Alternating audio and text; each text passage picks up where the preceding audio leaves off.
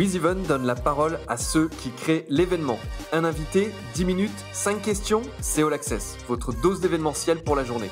Je suis Pierre-Henri Deballon, le cofondateur de WizEven. C'est le directeur du festival Décibule, il s'appelle Pierre Hiver et je le reçois aujourd'hui. Bonjour Pierre. Bonjour. Est-ce que tu peux nous parler de Décibule? Présente-le à nos auditeurs. Oui, bien sûr. Donc, c'est un festival qui a été créé en 1992 à Neuve-Église. C'est un petit village alsacien. Et aujourd'hui, on en est à la 26e édition. C'est principalement musique actuelle, mais il y a également de l'art de rue.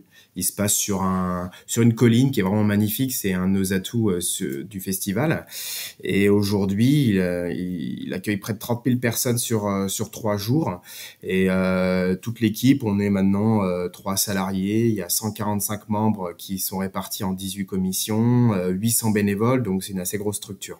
Et puis je crois que l'historique, c'est que c'est des amis qui hésitaient entre un festival de musique et une fête de la bière, et finalement ils ont dit on va faire les deux. Oui, exactement. Alors moi, je suis pas le fondateur du festival, mais c'est vrai que c'est assez drôle au début, c'est que il y a de nombreuses en fait fêtes de la bière en fait en Alsace, c'est une particularité, mais c'est plutôt de la rumpapa allemande. Donc tu avais un côté des gens qui voulaient faire une festival de la bière et d'autres qui voulaient faire un festival de rock. Donc ils ont pas réussi, ils arrivaient pas à se mettre d'accord, donc ils ont décidé de faire les deux en même temps. Donc un festival rock et bière. Donc écouter du rock avec une bonne bière, ce qui est toujours d'actualité de chez nous. Et d'où le nom Décibule, donc décibel pour le rock et bulle pour la bière. C'est venu comme ça. Un savant mélange entre ces deux ingrédients. Toi, tu es le directeur, je crois, du festival depuis 2010. Raconte-nous un petit peu ton parcours, comment tu en es arrivé à travailler dans ce monde de la production d'événements. Oui, donc ça a commencé assez vite. Alors moi, je suis originaire d'une ville, une petite ville en fait en dessous de Nantes. Et dès mon adolescence, j'organisais beaucoup d'événements, ce qui n'est pas grand-chose. Beaucoup de concerts, même des petits festivals. Et après, je me suis aperçu rapidement, alors malheureusement, ou ça dépend, mais c'est que le nerf de la guerre, c'était le budget. Donc j'ai fait des études de gestion pour pouvoir mieux organiser les événements. Et j'ai bougé en fait pour avoir une spécificité culture en Alsace.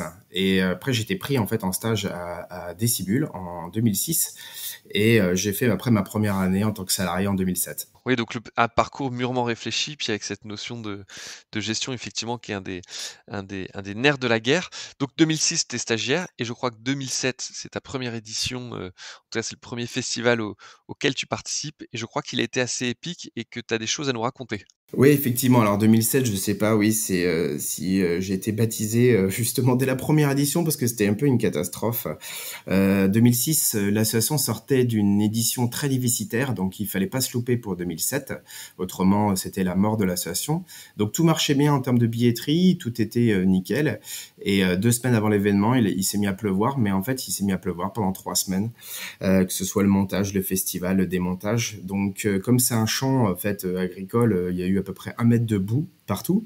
Et moi qui commençais en fait cette édition, je pense que j'avais 22 ans, première expérience et c'était catastrophique. Il y a même des cadres du festival qui venaient pleurer dans mon bagalo parce qu'ils en pouvaient plus. Le festival a à peine été monté, à peine fini au moment du festival, très compliqué au niveau avec les artistes, l'accueil des festivalistes était une catastrophe.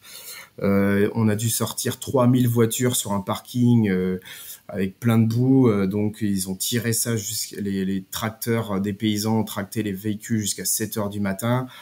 Bon, en fait, bref, ça n'a jamais marché comme je le souhaitais. Et même mon disque dur a sauté en plein événement, donc j'avais pas fait de sauvegarde, donc j'ai dû me remémorer des choses. Enfin, j'ai l'impression que des fois, c'est un peu la loi des séries. Et là, j'ai tout eu. Donc forcément, on dort que 2 heures de sommeil par nuit, pendant le montage. Enfin, voilà, ça a été extrêmement compliqué. Et on s'est retrouvé qu'à 4-5 au démontage parce que tout le monde n'en pouvait plus. Pendant 3 semaines, j'étais avec des bottes, donc mais j'avais les pieds cisaillés de sang. J'ai dû m'arrêter pendant 1 semaine après.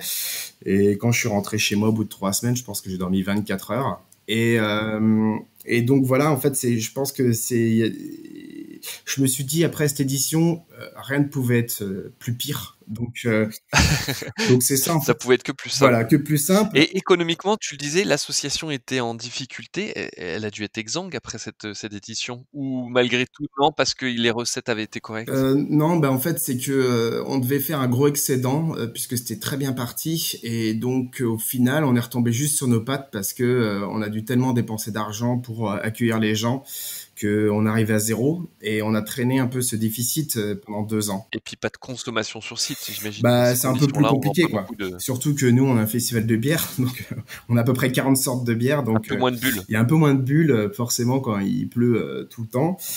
Donc on a traîné ce déficit jusqu'à 2009, c'était assez compliqué, mais je pense que n'importe quel organisateur d'événements a connu des années compliquées, que ce soit en termes financiers et en termes d'organisation. Mais au fait, c'est pour ça qu'après, je me suis dit, bon, en repartant de là, je me suis dit, bah, j'étais même pas dégoûté, en fait, d'organisation de l'événement. Donc, c'est pour ça que je me suis dit que j'étais fait pour ça. Et à bien y réfléchir, est-ce que 2007, c'était quand même pas mieux que 2020? Oui, en fait, je me suis dit que c'était ma pire édition avant le Covid. Donc, puisque je préfère vivre Malheureusement. une édition dantesque comme 2007 plutôt que ne pas la vivre. Alors comment tu navigues dans ce gros temps aujourd'hui avec toutes ces incertitudes? Raconte-nous déjà sur 2020 ce qui s'est passé pour Décibule et puis comment tu envisages 2021 avec, tes 140 membres et puis ces 800 bénévoles? Comment tu arrives à les garder motivés à tes côtés et comment tu anticipes tout ça? En 2020, nous, c'était effectivement, on a été dans la première annonce du président de la République, puisque c'était les grands rassemblements jusqu'à mi-juillet, et nous, on était dans cette période. Et puis, on se faisait peu d'illusions. Le festival a eu en Alsace, et j'ai pas besoin de faire un dessin ce qui s'est passé en Alsace au printemps. C'est même de notre côté, notre équipe a été pas mal touchée par ce virus. Le Bas-Rhin et le Haut-Rhin ont été fortement touchés. Donc, pour nous, on se faisait peu d'illusions sur la tenue de cet événement. Et puis après, on a reporté en fait l'intégralité des artistes par solidarité. Puis également, on avait une programmation un peu intemporelle, donc on s'est dit que ça pouvait le faire pour 2021. Mais là, le plus dur, ça a été justement, mais comme beaucoup d'événements associatifs, de perdre un peu ce lien social pendant une année, puisque on avait fait une visio avec tous les membres du festival pour annoncer le report, pour leur dire où on en était au niveau aussi financièrement.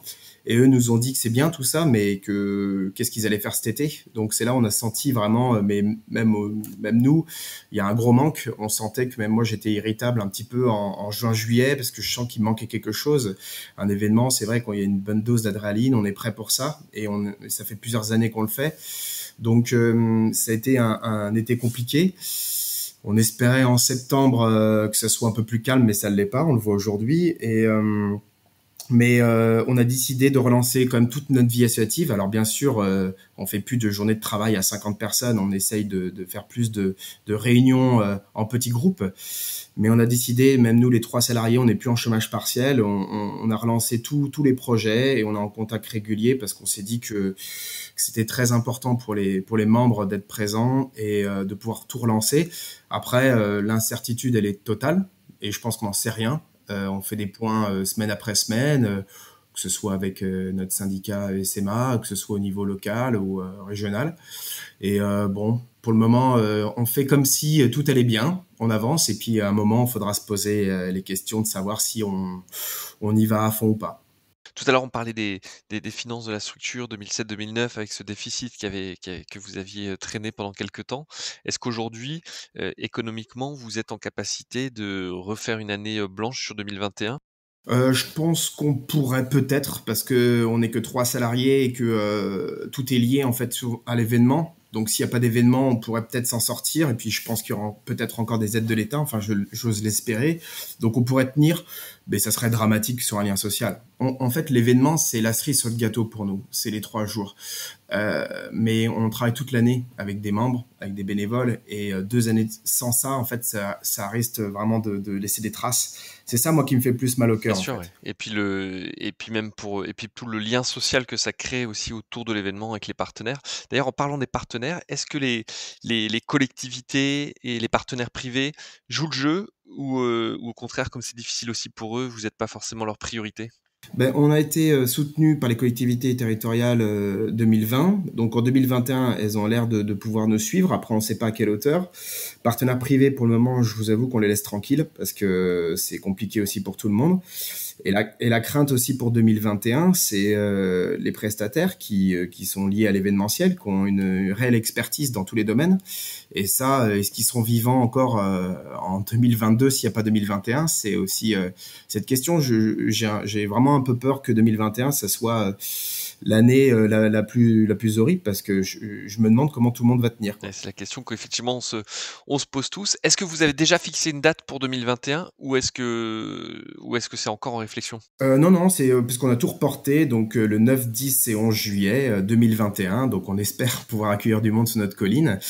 Et voilà, et espérer surtout que le début d'année 2021, on puisse avoir un petit peu de lumière au bout du tunnel, et ce qui nous permettra d'y aller à fond sur tous nos projets. Et ben c'est ce qu'on souhaite, que ce mariage entre les décibels et les bulles puisse de nouveau avoir lieu et que les membres et toutes les personnes qui bossent sur le projet puissent voir tout ça se concrétiser. Merci beaucoup Pierre d'avoir passé du temps avec nous et puis ben, on se dit à la prochaine. À bientôt. Merci beaucoup. Vous écoutiez All Access, le podcast de WizEvent, la solution de billetterie, d'inscription et de cashless pour les organisateurs d'événements.